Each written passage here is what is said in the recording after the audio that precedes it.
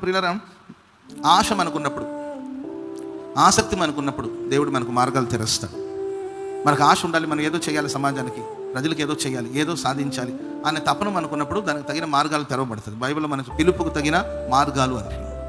So మనం ఏ పిలుపుతో పిలువబడి ఉంటాం, ఆ పిలుపుకు తగిన మార్గాన్ని దేవుడు తెరుస్తాడు. సో జాగ్రత్తగా మనం వెతికినప్పుడు, శ్రద్ధతో పనిచేసినప్పుడు, ఆసక్తితో మనం పనిచేసినప్పుడు, ఏదో మంచి చేయాలనే వాంఛం అనుకున్నప్పుడు దానికి కావలసిన అన్నిటిని కూడా దేవుడు బయలుపరుస్తాడు.